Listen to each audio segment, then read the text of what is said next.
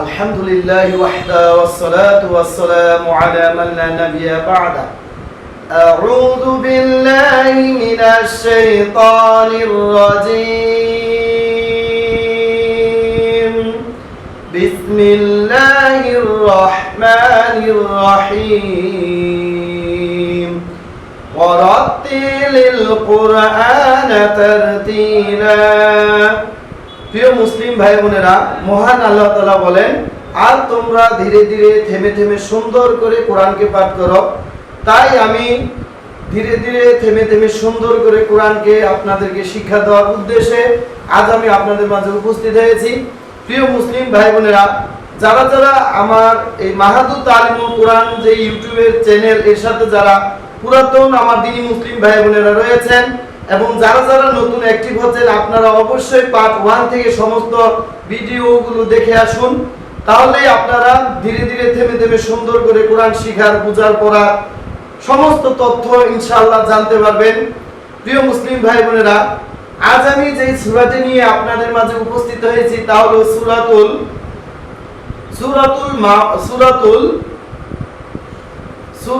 কুরাইশ। আজ আমি যে সূরাটি নিয়ে আপনাদের মাঝে উপস্থিত হয়েছি তা হলো সূরাটির নাম সূরাতুল কুরাইশ মাক্কিয়া। লক্ষ্য করুন, আউযু বিল্লাহি মিনাশ শাইতানির রাজীম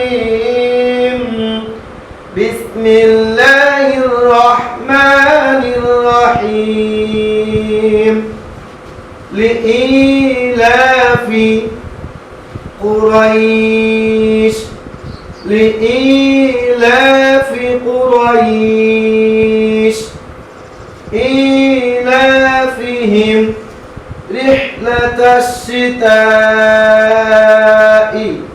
والصيف إيلافهم رحلة الشتاء والصيف فليعبدوا رب هذا البيت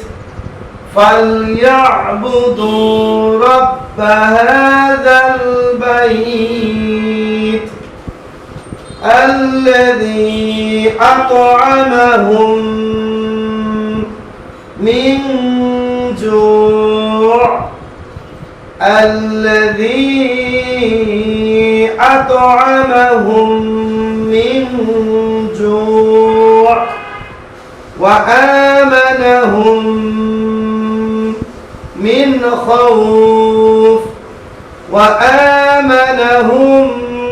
من خوف لإيلاف قريش إيلافهم رحلة الشتاء والصيف فليعبدوا رب هذا البيت الذي أطعمهم من جوع وآمنهم من خوف لإيلاف قريش إيلافهم رحلة الشتاء والصيف فليعبدوا رب هذا البيت الذي أطعمهم من جوع وآمنهم من خوف। প্রিয় মুসলিম ভাই বোনেরা, সূরাতুল কুরাইশে কি কি নিয়ম রয়েছে, কি কি তাজউইদ রয়েছে, আমি এখন সেগুলো বলে দেব এবং তার নাম বলে দেব, তার ব্যবহার বলে দেব। খুব মনোযোগ সহকারে লক্ষ্য করুন, এক খেলে তাকিয়ে থাকুন। ই জেরের বাম পাশে জজমলা ইয়া মাদ্দের হরফ, একালি টেনে পড়তে হবে। নাম হলো মাদ্দি তবাই। লাম খারা জবর লা, খারা জবর একালি টেনে পড়তে হবে। নাম হলো একালি টান, নাম হলো মাদ্দি তবাই। লিইলাফি কুরাইশ। রয়ের উপরে জবর, এর বামে জজমলা ইয়া, লিনের হরফ। লিন অর্থ নরম করা। লিনের হরফের বামের হরফে ওয়াকফ করলে এক আলিফ টেনে পড়তে হয়, তিন আলিফও জায়েজ আছে, আপনি তিন আলিফ টেনে পড়তে পারেন, কোনো সমস্যা নাই। লিইলাফি কুরাইশ। লাস্টের হরফটির নাম হলো শিন। শিনের নিচে দুই জের। কুরআন মাজিদ তেলাওয়াত করার সময় 7টি চিহ্নের উপরে ওয়াকফ করলে ওই হরফে সাকিন বসিয়ে পড়তে হয়। চিহ্নগুলো হলো এক জবর, এক জের, এক পেশ, দুই জের, দুই পেশ, খাড়া জের, উল্টো পেশ।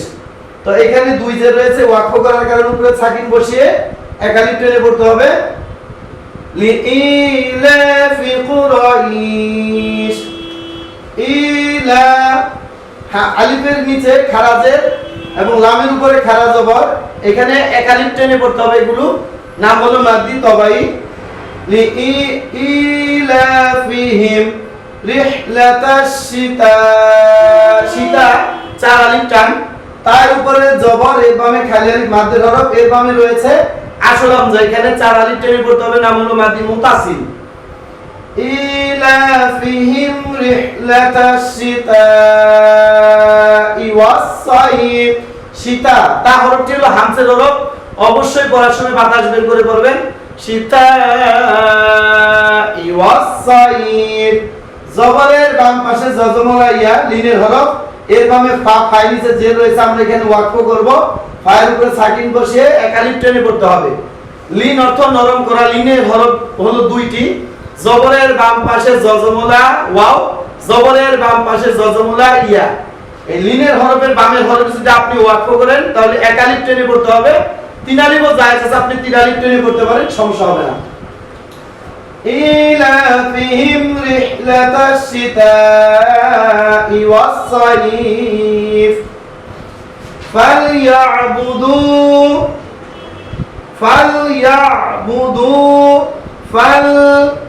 প্রিয় মুসলিম ভাই বোনেরা, কোরআন মাজিদ তেলাওয়াত করার সময় 5টি হরফের উপরে যদি আপনি সাকিন পান, ওই হরফগুলো একটু দেরি গুণা গুণা ভাগ করে পড়তে হয়। যেমন লাম, মিম, নুন, আইন, র।